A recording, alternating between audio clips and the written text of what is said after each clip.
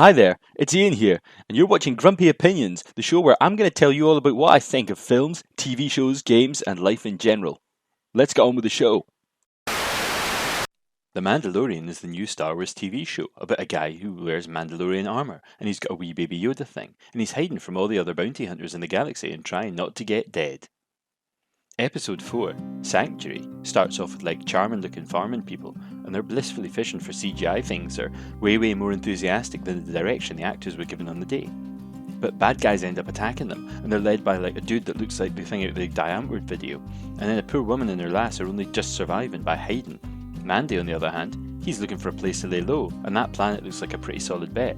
And Bubba Yodz is all sort of like, "I'ma come with you, Daddy," and he's like, "Oh, what the hell? Come on." And they go to the nearby bar and get some soup and a sani, and he spots her off haywire, and it turns out to be another bounty hunter.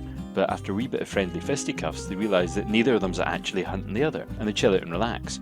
But as is only fair, she was here first. He plans to head off and let her have this hiding place all to herself. But when some farmers come and ask him to help protect the village, it turns out that there's room for both of them. So they head down there, and the whole village is kind of happy to see them. And some of them are more happy than others, because they keep coming back with food and trinkets and their kid, and it's being flirty as hell. Anyway, Hot Widow Wifey asks about his helmet, and Mandy tells her that he hasn't actually taken it off in front of anyone since he was a wee kid. And that's kind of random if you think about it. But anyway, she goes away, and he takes it off like a shot right beside the window, beside some kids playing outside. Okay then, nice one, Mandy. Good to see you think. Anyway, things are absolutely fine until they realise that actually, as well as like the baddies, there's an ATST out on the loose. ATSTs! ATST! And that's way more than they anticipated. So they're not really happy, and they're talking about going away, but then the folks manage to talk them out of leaving, and instead they end up training all the yokels to be vaguely incompetent, apart from Hot Widow Wifey, who, clearly she grew up in Detroit. Wow. Anyway, they set up a trap, and Mandy and Haywire go in and kill some bads and lead them back, but wouldn't you know it, the ATSD stops just before the trap, and then when the other bad guys all attack, it turns into a huge fight, but then finally they manage to lure it forward and it steps in and they can go boom and it's dead.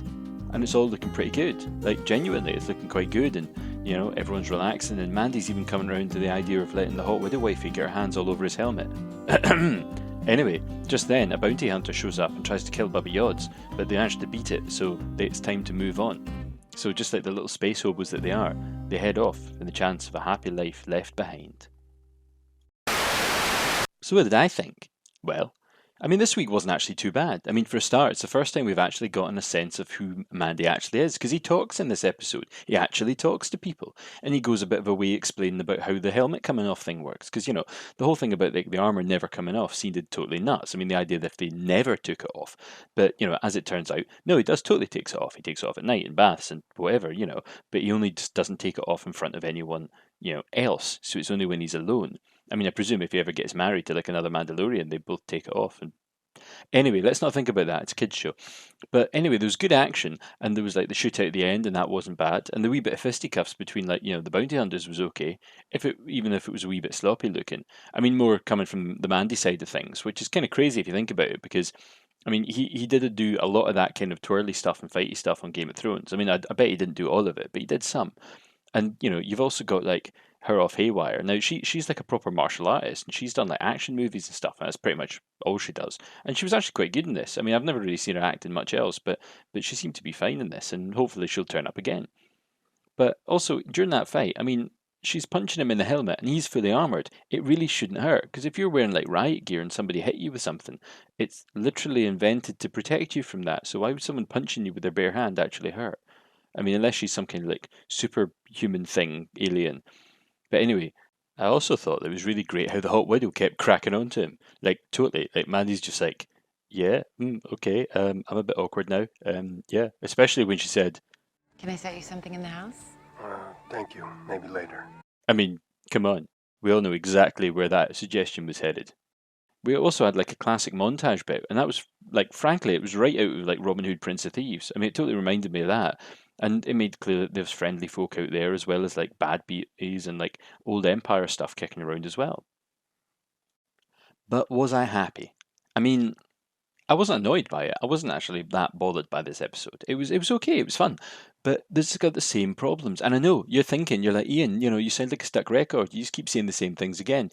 But I don't know what else to say. The show has one big fundamental flaw, and that's that it's predictable as hell. And it is really just a mishmash of every other single cowboy film cliche that you've ever seen. I mean, this week, I mean, you're straight out of like stuff like Shane, The Magnificent Seven. I mean, everything down to like The Three Amigos has done this plot and done it to death. And the more and more the show goes on, the more it feels like it's kind of like a cheesy cartoon. And maybe that's the style they're going for, but then why not just make a cartoon? I mean, Disney already makes a load of Star Wars cartoons, so why not just do one of them? Instead, if you're going to do a live action show and ostensibly aim it at adults, maybe make it feel like that. There was also this weird moment when I was like, why are the robbers not robbing the droid? I mean, why break that? It's probably worth more than like blue shrimp are. I mean, I don't know, maybe not, but I would have totally just stolen that instead of broken it. But yeah, that seemed a bit odd. I mean, one good thing I say in its favour is that it didn't feel like a computer game completely. But the one part of it that did feel like something from a computer game was the dongles. I mean, can we think about this for a second? What are these dongle things? What do they actually do? How do they work? What do they track? I mean, if it's a tracker, is it following like Yoda's DNA? I mean, all it is a blinky light with a couple of things. I mean, presumably you can plug it into a computer and it tells them something, but all we ever see people do is wave it in a direction and it beeps. Now, can it track somebody all across the whole galaxy? I mean, does it only work if you actually find the right planet? And, what even actually is it and how does it work? And it doesn't really make any sense. And this is the first time it's ever popped up in Star Wars, as far as I know. And it's kind of nonsensical.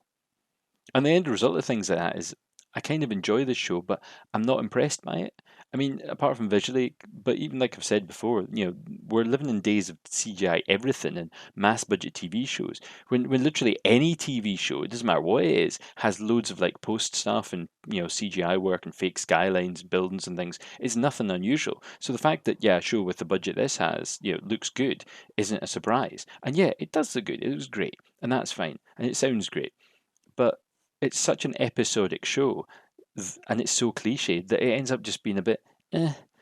And we're halfway through the season, and that's something that's interesting because there's no indication of what's going to happen. There's no arc to this story that we know about. All we know is that currently he's out there with Baby Yoda, and Dylan from Predator's not dead, and neither is Werner Herzog. He's still kicking around with his mate, the other guy, but we don't know what they're doing. They've not been following them, and I expect that what's going to happen is we're going to get another couple of episodes of episodic stuff, and then maybe the last couple of episodes will be some kind of story arc.